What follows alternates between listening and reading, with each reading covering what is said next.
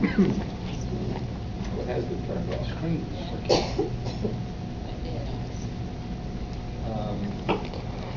Yeah, I got narrow glass.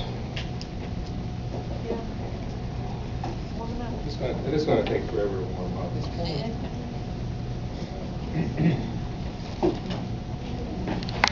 Hey, can you all see this? Maybe I don't have to. These are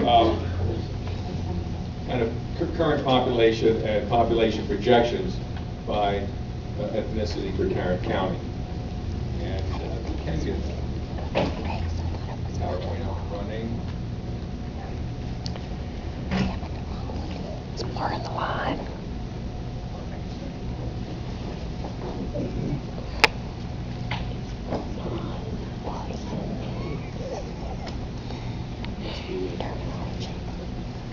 Let me tell I got to find the file. This is comedic.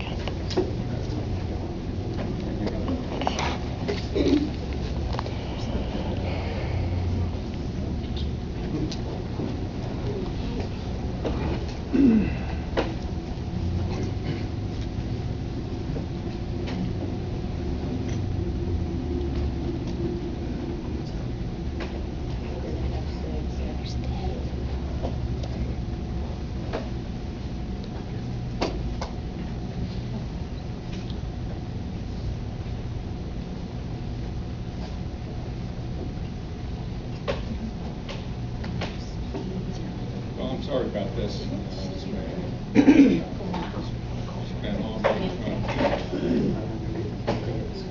I'm familiar with Tarrant County, aren't you? Yes, ma'am. I am. I've lived here my entire life.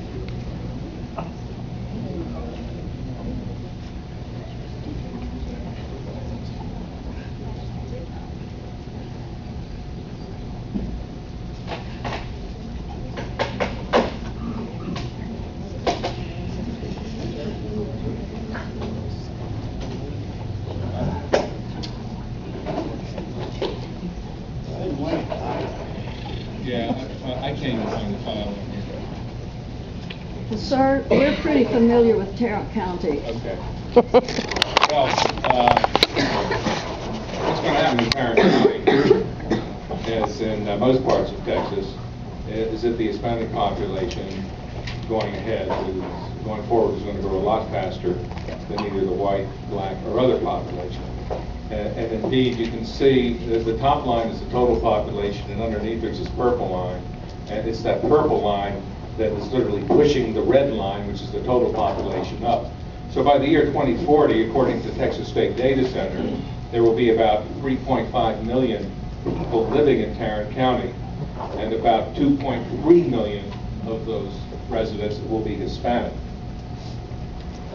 Now, what's the importance of immigrants to the Texas economy? Well, as you know, we're a fast-growing state. And we're also a state that has chronic labor shortages. We don't always have labor shortages, and there have been years when the unemployment rate has actually been above the national average. But in 46 of the last 50 years, the Texas unemployment rate has been below the national average. Right now, it's the lowest unemployment rate in the country among large states, and we've been adding more jobs than any other state for the last few years, including the state of California. The future of the labor market is going to be one of shortage, and we all know that there are many jobs that would go unfilled in this state if it weren't for immigrant labor. Otherwise, prices would be much higher than they are. A very interesting statistic I came across just the other day. According to the Bureau of Labor Statistics, between 1996 and 2003, in that 7-year period, 60% of all the job growth in Texas was filled by persons who were born outside of Texas. Some had moved here legally, some had moved here illegally. But 60% of all the jobs created in that 7-year period were taken by people who were born in another country. Well, obviously, there are a host of economic and social implications for the state and for Tarrant County, and I'm not going to go into that. But I do think that the nation needs a sensible immigration policy. What we have today is an immigration policy that kind of works at cross purposes. Sure, the United States should be able to control its borders, but I think it's also important that we recognize the need for immigrants. And we need immigrants with high skill levels, and we need immigrants with low skill levels. We need immigrant labor to keep this economy growing. And as the U.S. population gets older, labor shortages are going to become more acute. To my mind, building a fence along the border doesn't solve the problem. It's almost a meaningless gesture.